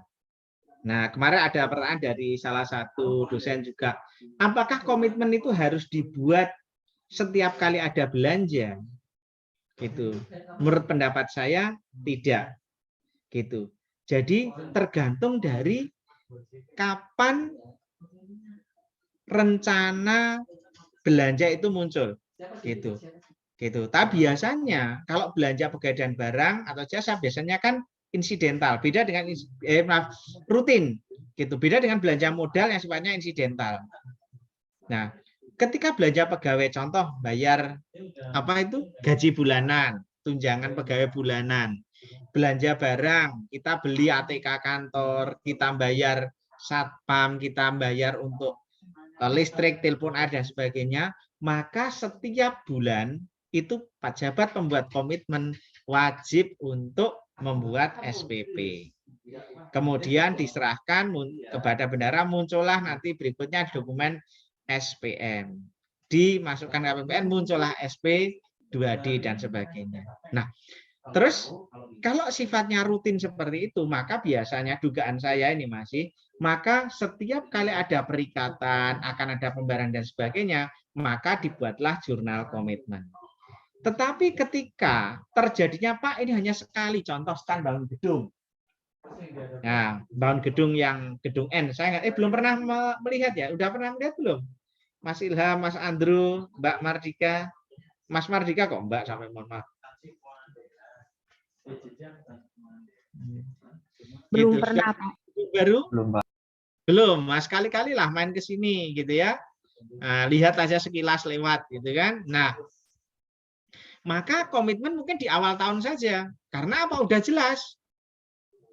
Itu udah jelas bahwa akan mengeluarkan dana sebesar berapa untuk pembuatan gedung. Jadi bisa di awal, bisa per event. Nah, jurnalnya gimana? Ini kebetulan yang sifatnya expendable, belanja, ya kan, komitmen pada dicadangkan untuk belanja. Kenapa dicadangkan? Karena baru rencana. Realisasinya nanti. Gitu. Belum tentu sama antara rencana dengan realisasi. Ketika ada resume tagihan, maka komitmen dibalik, dicadangkan pada belanjanya apa, kemudian muncullah beban pada belanja yang masih harus dibayar. Ketika itu untuk SPP SPM, ketika realisasi belanja yang harus dibayar pada dekel. Jurnal kas sesuai belanjanya pada dekel tapi LR. Nah, itu bedanya. Dan untuk yang jurnal kas gampang, karena masalahnya di situ kalau kas itu pasti menggunakan kata belanja. Gitu. Bukan belanja yang masih harus dibayar, bukan, tapi belanja apa. Di situ langsung pada dekel LRA. Tapi ketika dia jurnal akrual, nyebutnya adalah belanja yang masih harus dibayar. Nah, itu. Dicadangkan untuk belanja, misalnya gitu. Itu akan muncul di jurnal akrual. Lawannya adalah kalau tadi harus dibayar pada dekel. Ini untuk yang sifatnya LS, dibayar langsung oleh KPPN. Yang kedua, ketika sifatnya expendable sama, tetapi di situ selain LS, itu ada pemotongan atau pemungutan pajak oleh bendahara, kemudian bendahara nyetor ke pajak potput tadi ke kas negara. Komitmen seperti biasa, resume tagihan juga ada, tetapi hati-hati. karena itu ada potongan pajak, muncullah jurnal baru, kas lainnya di bendera pengeluaran, atau mungkin kalau ini kebetulan yang mengut bendera pengeluaran ya, kas lainnya di bendera pengeluaran pada utang pajak bendera yang belum disetor. Gitu. Nah, ketika kemudian realisasi belanjanya disampaikan, oke, kemudian realisasi pendapatan nyetor kas negara, utang pajak pada kas itu dihapus, kemudian DDEL diterima dari entitas lain pada pendapatan pajak. Nah, itu kalau modelnya yang satu adalah modelnya LS gitu ya. Itu karena biasanya nanti KPPN akan nyetor secara akan bayar secara neto di situ. Oke, jadi ini kebetulan tagihan sudah diterima, kemudian ada pajak yang harus dipungut, kemudian oleh itu disetor ke kas negara. Kemudian yang berikutnya UP. Nah, ada penggantian tapi sebetulnya adalah penggantian dana UP atau GU ganti UP isi. Artinya kayak revolving fund, kayak petty cash gitu. Komitmen seperti biasa ada dicadangkan pada belanja ketika sudah mengajak SPM ditambah dengan beban. Nah, ini beban pegawai atau beban belanja barang dan sebagainya. Beban pegawai pada belanja yang masih harus dibayar, belanja bayar pada dekel. Itu kalau kebetulan diberi GU isi. Nah, ini juga sama, bagaimana ketika ada pajaknya tinggal nambah kas lain di bendera pengeluaran utang yang masih disetor. Nanti kemudian utang masih harus disetor pada kas itu disetorkan lagi kas negara. Modelnya seperti itu.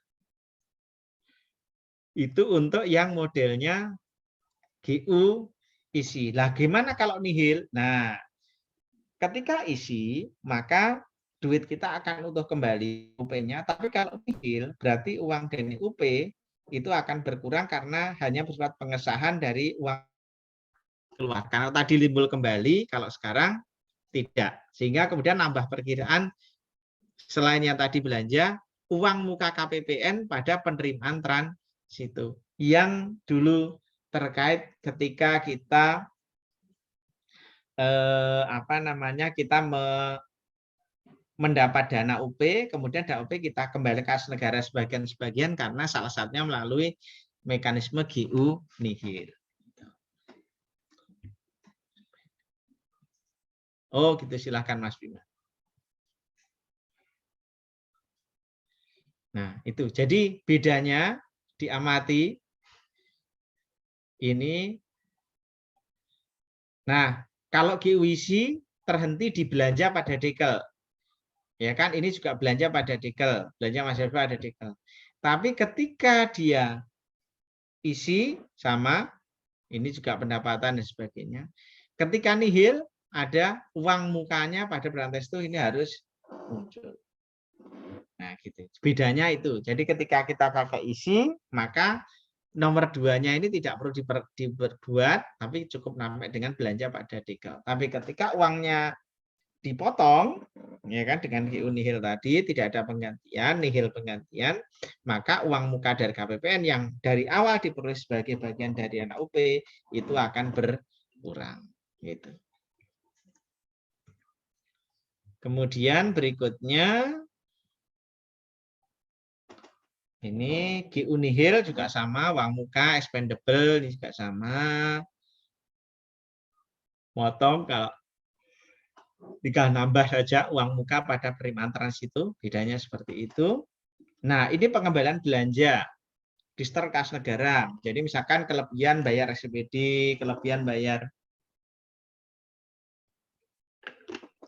saat bayar ATK kelebihan, misalkan saat beli, terus kemudian kelebihan bayar dan sebagainya. Itu bisa saja terjadi, muncullah pengembalian belanja. Jadi DDL pada beban, kemudian DDL pada, kalau yang tahun anggaran berjalan, DDL pada beban jadi mengurangi bebannya atau mengurangi belanjanya, tapi kalau yang tahun yang lalu menjadi pendapatan. Bedanya cuma itu. Ini expendable, ini juga sama, ini melalui bendahara, jadi muncullah kas pada pendapatan, habis itu di store DDL pada kas. Ya, itu misalnya contoh. Kalau terjadi pengembalian belanja.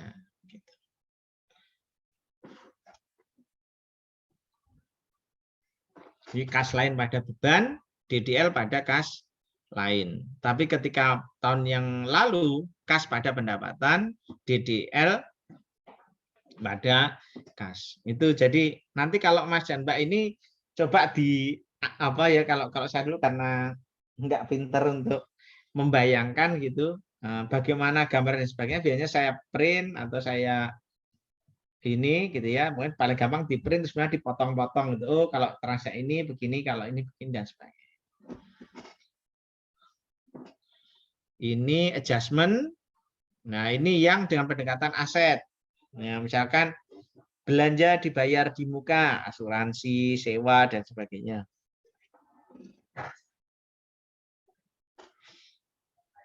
Belanja dicadangkan belanja pada yang masih harus dibayar pada dekel. Nah, kemudian ketika ada sebagian dari pendapatan beban, maka beban pada yang beban dibayar, belanja dibayar di muka. Ini kebetulan SPMGU-nya nihil ya.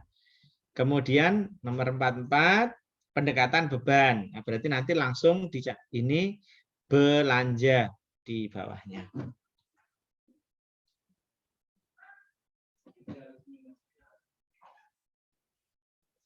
Oke, SPMGU nihil juga sama ini kalau ada yang masih tahun berikutnya pengan utang, ya misalkan dia akhir tahun ditagih listrik, telepon dan sebagainya. Nah, itu biasanya nanti akan ada muncul itu beban pada apa yang harus dibayar. Komitmen belum dicatat karena belum ada pengesahan DIPA.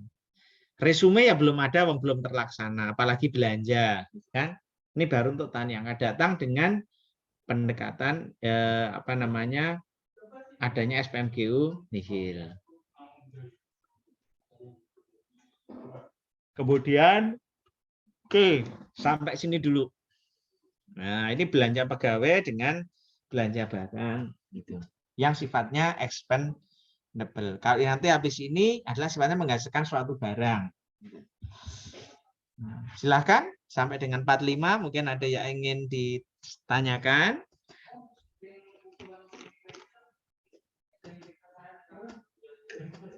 Oh iya.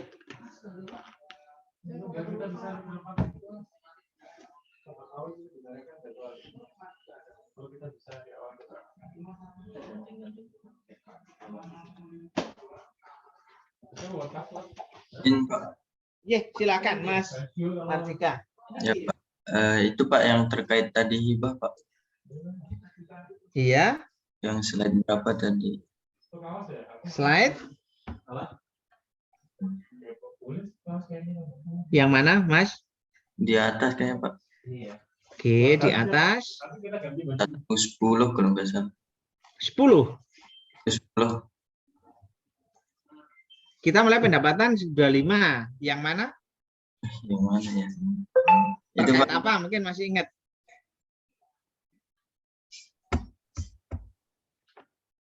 Bentar Pak. Gimana tadi?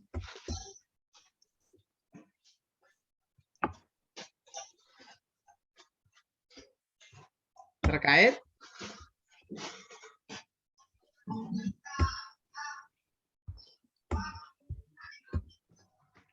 Yang mana Mas? Beban? Mungkin bawah Pak. Ke bawah.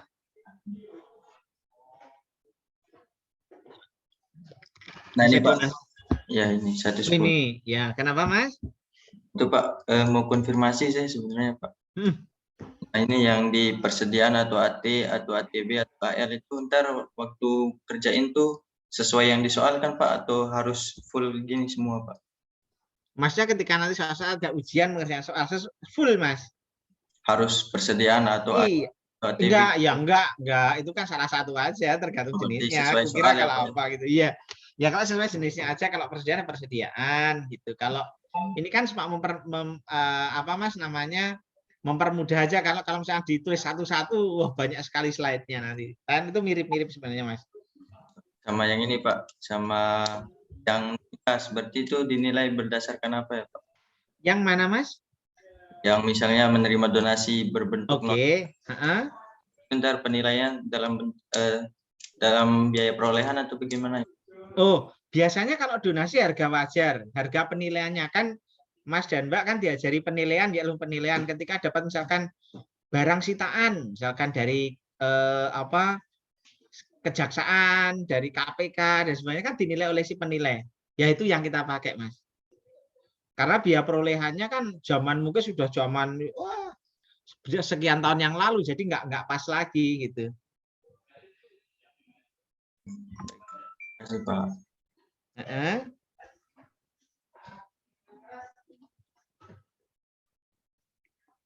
Ada lagi, monggo.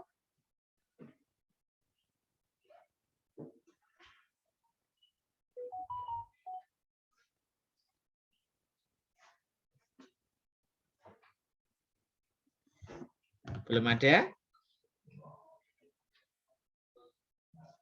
Ini saya coba urutkan setahap demi setahap, tapi nanti kalau mungkin Mas dan Mbak merasa ada yang kurang dan sebagainya dicatat sehingga kemudian nanti di pertemuan berikutnya atau mungkin via WA dan sebagainya bisa ditanyakan kembali. Ya, jangan di ini karena mulai dari yang sederhana dulu sebenarnya bertingkat gitu. Karena kalau kita belajar di PMK-nya itu enggak seperti ini, Mas dan Mbak sekalian. Jadi belanja kumpulkan semua belanja terus kemudian ada variasinya. Waduh, ini kalau dibikin seperti ini agak pusing nih gitu ya. Nah, gitu. Jadi menurut asetnya, menurut apa dan sebagainya. Nah, ini saya coba buatkan berdasarkan urutan kompleksitasnya gitu. Dari yang sederhana gitu, kemudian naik. Ragamnya juga demikian gitu. Ini mohon izin untuk ini. Oke, terus kemudian tadi ini yang tadi sudah belanja, ini tadi ya pendekatannya bisa pendekatan beban, pendekatan aset. Ya, ini kalau punya dibar di muka, ya berarti muncul yang di muka itu. Ya ini pertama yang penting komitmen, resume tagihan. Nah, kemudian rencana pembayaran. Nah, kemudian muncullah pengakuan sebagian pendapatan, realisasi belanja, terus kemudian pengakuan sebagian sebagai beban. Sebaliknya ketika pendekatan beban sama gitu, hanya munculnya tidak di muka tapi langsung muncul beban pegawai. Nanti kemudian munculkan dibar di muka pada saat adjustment, tinggal letaknya saja. Tapi sama halnya ketika di instansi pemerintah, kebanyakan mencatatnya dengan pendekatan beban dan pendekatan pendapatan gitu. Jadi umumnya, jadi pendekatan aset maupun pendekatan utang jarang-jarang digunakan gitu. Nah, tapi nanti kalau ujian pasti akan disampaikan pendekatan apa. Terus nah ini yang masih harus dibayar, saya kira tadi sudah ya, belum cuma diakui adanya utang, apalagi sekarang ini, maaf Mas, kan kemarin juga saya kirimkan juga yang aturan kartu kredit pemerintah. Nah sekarang sudah, jadi ketika membayar itu sudah ada mekanisme kartu kredit pemerintah KKP. Nah di situ nanti akan sering muncul ini pengakuan utang, itu. Nah tapi tetap kalau meskipun KKP karena terkait dengan bayaran saja tetap ada komitmen, resume dan sebagainya ada. Tapi ini benar-benar yang istilahnya masih tagihan tahun yang akan datang. Nah, tagihan sekarang tapi dibayar untuk tahun yang akan datang. Hanya biasanya Mas dan Mbak sekalian, kelihatannya yang nomor ini pengakuan dana ini jarang dilakukan karena biasanya pengalaman saya ini ya mungkin nanti Mas dan Mbak mungkin sudah pernah mengalami, belum ya, nanti suatu saat mengalami. Jadi biasanya menjelang akhir tahun itu kami sudah kontak dengan misalkan kami biasanya bayar listrik, kami datang kantor PLN, Pak tolong buatkan tagihan untuk kantor saya untuk sampai dengan tanggal segini, misalkan gini. Karena bendahara kan wajib untuk menyetor bukti itu, menyetor sisa dana UP itu sekitar tanggal 20-an gitu. Sehingga biasanya datang ke PLN mungkin sebelum itu kemudian minta Pak agar kami diberikan tagihan sampai dengan kira-kira tanggal misalnya tanggal 20 misalnya itulah. Yang 21 itu akan dibayar digabungkan di tagihan bulan atau tahun anggaran berikutnya. Di bulan Januari tahun anggaran berikutnya. Sehingga seperti ini, nomor 1 ini jarang terjadi. Gitu. Nah, tapi kalau misalnya Pak itu di kantor itu ada yang nunggak dan sebagainya lah, itu berarti ada masalah di penganggaran. Ngakuin utang belum bayar, tapi komitmen nggak dibuat, bayar nggak dilakukan, sehingga kemudian utangnya numpuk gitu. Tapi pengalaman saya dulu sebagai bendahara, alhamdulillah nggak ngalami. Udah diberitahu kalau bisa jangan sampai utang. Nah, mungkin yang sering seperti ini, Mas dan Mbak sekalian, ini contoh sederhana yang di Kementerian Kehakiman, LP. Nah, lembaga masyarakatan. Tahu ya, Mas Ilham, Mas Andrew, Mas Mardika, LP. Kan tetap harus menyediakan makan buat napinya. Enggak peduli tahun anggarannya berubah, tetap harus ngajarkan makan, kan? Gitu. Nah, jadi akhirnya pasti akan ada utang di situ. Jadi meskipun duit UP-nya sudah diserahkan ke negara tanggal 20-an, tapi tetap akan muncul utang. Kenapa? Kan nggak mungkin gitu. Saya bayar duluan ya ke warung itu atau ke penyedia itu nggak mungkin. Gitu. Pasti akan utang gitu. Dan kemudian tahun berikutnya langsung dibuat komitmen berdasarkan tagihan yang masuk. Itu biasanya seperti itu. Nah, ini jadi kita sekali lagi dalam praktek tidak Mas dan Mbak sempurna benar-benar dalam kaitan dengan transaksi. Kadang-kadang ini seringkali ada penyesuaian. Hanya memang seperti tadi penyediaan makanan bagi narapidana itu hanya dimiliki oleh kondisi-kondisi yang khusus. Gitu. Tidak semuanya. Tidak semuanya. Oke, kemudian ini sekarang ke persediaan. Nah, sama tadi belanja barang cadangkan, tapi ini penerimaan persediaan, ada tambahan proses. Ketika diterima persediaan belum diregister pada utang yang belum diterima tagihannya. Ketika sudah diverifikasi, muncullah persediaan pada persediaan belum diregister. Jadi ketika kita komitmen belanja, sudah dilakukan komitmen, barang datang, itu dicek dulu. Nah, ya kalau 1 gitu cepat selesai, hari ini selesai, barang cuma 1 atau 10. Tapi kalau barangnya tuh macam-macam, seperti tadi misalnya ternak, misalkan gitu. Terus apakah semuanya ada dikumpulkan jadi satu tempat? Enggak lah, gitu.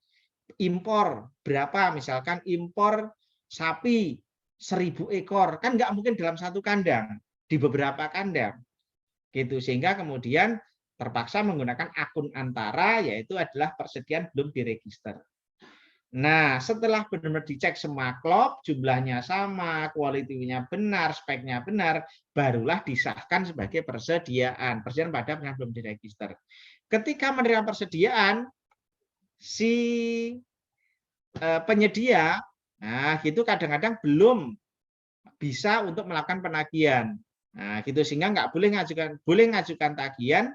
Kebanyakan setelah ada oke, barang sudah diterima oke, baru kemudian mengajukan tagihan. Tapi kita wajib mencatat utang yang belum diterima tagihannya. Ketika ada tagihan, baru utang pada belanja yang masih harus dibayar, terus kemudian berikutnya seperti mana biasa. Nah, terus stok opname. Nah, ini misalkan ada selisih persediaan atau tidak. Yang digunakan beban persediaan pada persediaan sama. Ya kan? Nah, ketika kita di komersial beban perlengkapan dan sebagainya, tapi ini sebenarnya beban persediaan. Yang digunakan beban persediaan.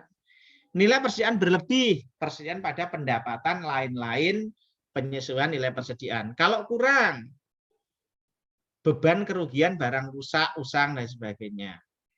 Kalau persediaan hilang, pelepasan persediaan. Dan hilang, mau gimana lagi? Nah, itu. Ini kondisi seperti itu. Terus, mana pernah belanja persediaan. Nah, ketika kemudian ada pengembalian persediaan, pengembalian belanjanya, maka di proses kayak dibalik lagi, menerima bukti pengembalian belanja, tahun anggaran berjalan, koreksi, nah seperti ini DL pada belum register, persediaan pada belum register pada persediaan. Kemudian kasnya karena harus mengembalikan DDL pada belanja barang persediaan. ketika menerima bukti kas negara dan koreksi nilai persediaan tahun yang lalu, DDL pada pendapatan. Gitu.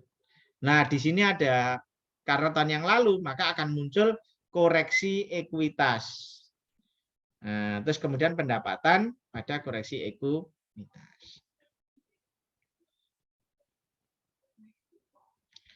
Ini kemudian ini yang berikutnya, ini belanja persediaan melalui bendahara pengeluaran, ini juga sama, nggak begitu ini. Nah, ini mulai 216, ini hati-hati, di sini ada yang sifatnya intracomptable, belanja barang extracomptable, itu berupa aset tetap, tak berwujud aset lain, mekanisme LS.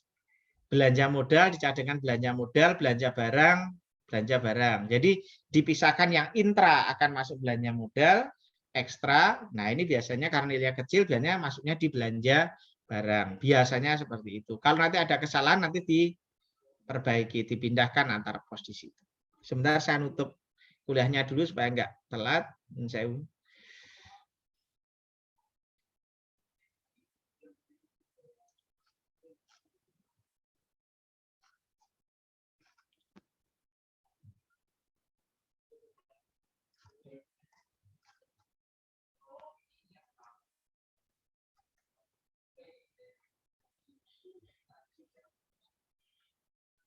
Nah, sama sebenarnya persediaan tadi.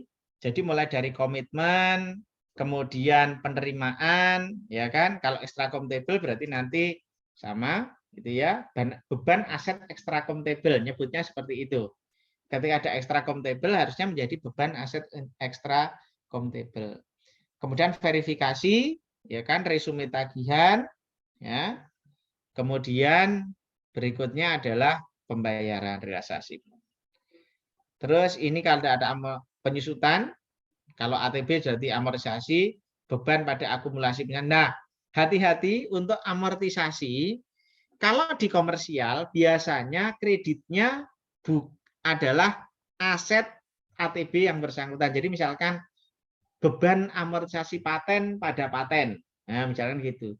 Tapi di pemerintah tidak menggunakan langsung asetnya, tetapi menggunakan akumulasi amortisasi. Jadi ingat bedanya, ketika kita di komersial, kita menggunakan misalkan langsung dipotong atau di kredit asetnya, dikurangi nilai asetnya, tapi kalau di pemerintah memunculkan akun baru yang namanya akumulasi amortisasi.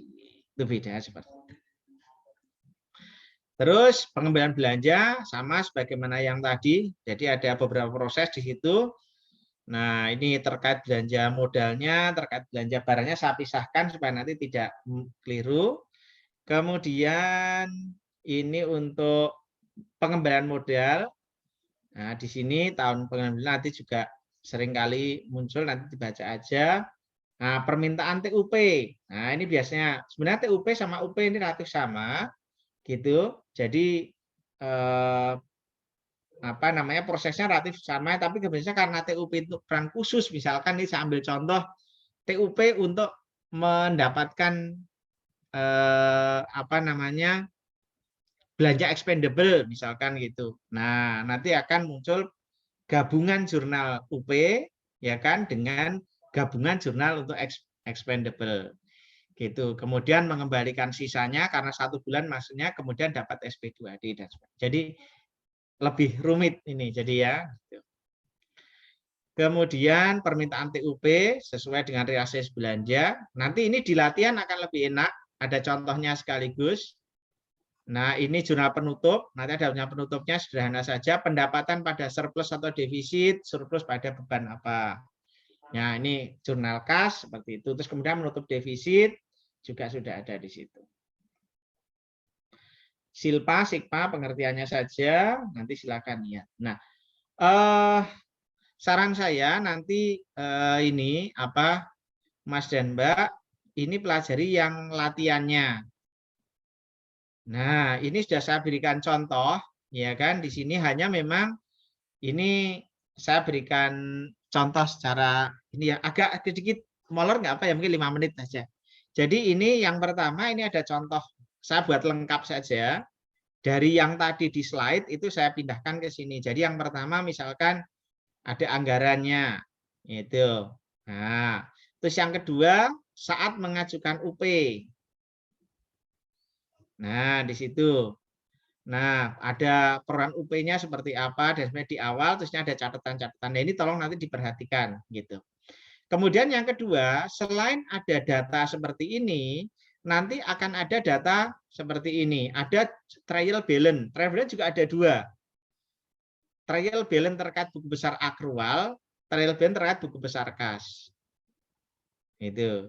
Jadi ini sengaja pisahkan dua supaya memudahkan Mas dan Mbak nanti ketika melakukan pencatatan. Hati-hati. Pak, angkanya dari mana? Angka seperti dari mana? Ini adalah berasal dari rekonstruksi semua. Jadi ini saya ambil seakan-akan kita sudah dari Januari sampai November. Itu sudah saya masukkan di sini semua. Nah, Mas dan Mbak nanti tinggal membayangkan ini gimana sih urutannya. Nah, ini bisa ditelusuri. Jurnal-jurnal ini yang di atas, ini Mas dapat dari mana? Dari anggaran. Nah, di sini. Silahkan dicek. Pasti akan sama. Itu. Jadi jurnal ini yang ada di perolehan UP itu akan masuk di sini. Nah, nanti silakan dicek. Terus yang kedua, jurnal yang di sini belanja dengan dicadangkan ini adalah jurnal komitmen. Asumsinya adalah di sini semua komitmen sudah terrealisasi. Asumsinya sekali lagi semua komitmen sudah terrealisasi. Jadi transaksi apa aja kalau udah terrealisasi pasti komitmennya akan menjadi 0. Gitu. Karena sudah selesai. Makanya ada di debat sebelah kredit. Yang ketiga, nah ini ada pendapatan dan beban. Nah, dapat dari mana? Lah itu nanti dari yang transaksi tadi coba digabungkan, direkonstruksi semuanya. Gitu. Terus kemudian yang keempat ini adalah transaksi tambahan-tambahan terkait dengan ada yang bawaan tahun yang lalu, ada yang transaksi terkait dengan aktivitas yang sekarang dan sebagainya.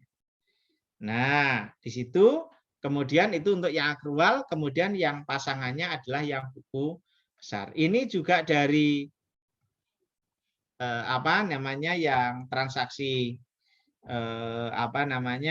UP, kemudian yang nomor 56 sampai ini sampai 64 ini yang transaksi biasa mulai dari komitmen, belanja, mendapatkan pendapatan dan sebagainya. Jadi yang nomor 1 sampai 6 itu kaitannya dengan nomor 53 sampai 55, sementara nomor 7 sampai dengan nomor 52 itu kaitannya dengan nomor 56 sampai dengan 64. Dapat dari mana? Nah, itu Mas dan Mbak nanti rekonstruksi. Nah, gambaran rekonstruksinya seperti apa? Mas dan Mbak bisa melihat dari contoh jurnal di sini. Gitu. Jadi kalau kita udah belajar jurnal tadi, nanti kita bisa akan lebih mudah membayangkan trial balance. Nah, gitu. Nah, ini sengaja saya tidak buat otomatis karena memang saya juga enggak sempat untuk itu. Jadi saya berikan contoh saja prosesnya gitu. Jadi mulai misalkan ketika bayar belanja expendable, nanti Mas dapat melihat bagaimana jurnal yang di slide tadi cocokkan dengan yang ada di sini. Nanti kalau ada kesalahan langsung perbaiki aja. Gitu. Jadi kita bayar expendable, misalnya menghasilkan aset BMN berupa apa misalkan, atau tidak menghasilkan apa, dan ini contohnya seperti itu. Sampai terakhir jurnalnya, rinci dan rekapnya ini sudah ada pembuatan perhitungan, tapi kalau nanti Pak ini kan sama dengan ledger buku besar sama, tapi saya nggak membuat model itu, saya cuma butuh angkanya saja. Gitu. Nah, worksheet untuk berhitung. Nah, kemudian yang berikutnya laporan keuangannya seperti ini. Realisasi anggaran, operasional, perubahan ekuitas dengan neraca. Nah, yang ini saya ambil contoh aja dari CAP aja. Jadi nanti silahkan dari slide tadi, itu teorinya ada di situ, prakteknya ada di mulai dari anggaran, ya kan, kemudian jurnal, mungkin karena dianggap sudah transaksi terakhir, jadi saya ambil aja trial balance-nya saja, jurnal, kemudian worksheet, kalau mau dibantu dengan rinci dan rekap, kemudian laporan keuangan. Nah, mungkin itu yang saya berikan, nanti sampai kesempatan kali ini. Jadi nanti kita insya Allah hanya tinggal 2 kali, satu dipakai kuliah umum. Jadi insya Allah nanti kita ketemu di akhir bulan Juli. Itu mohon izin saya off selama 3 minggu nanti. Kita akan bertemu di pertemuan terakhir sekitar bulan apa ya, bulan Juli, tapi di akhir Selasa tanggal berapa itu? Mungkin tanggal 27 Juli insya Allah kita akan ketemu 27 Juli. Kita akan meneruskan pembelajaran dari transaksi ini, gitu kan? Nah, sehingga kemudian Mas dan Mbak monggo dipelajarin dulu. Kalau ada yang kelihatannya bermasalah, ingin langsung tanyakan WA.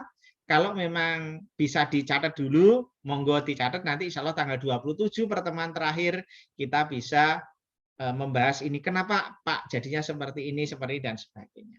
Tapi yang penting saya lagi, tadi teorinya ada di slide, kemudian ini membayangkan transaksinya, kemudian ada trial balance-nya sudah jadi, harus balance ini, namanya trial balance harus balance, kemudian ada jurnalnya, silahkan ini juga saya kelompokkan, yang pernah ini belanja semua, terus pendapatan semua, dan sebagainya, kemudian rinci sama rekap untuk berhitung, kemudian masuk di worksheet seperti apa, jadinya laporan keuangan seperti apa.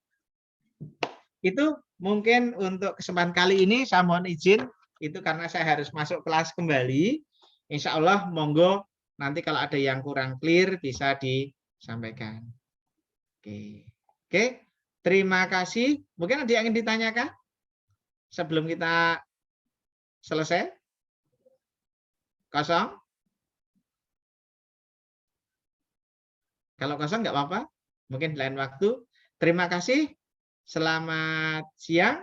Assalamualaikum warahmatullahi wabarakatuh.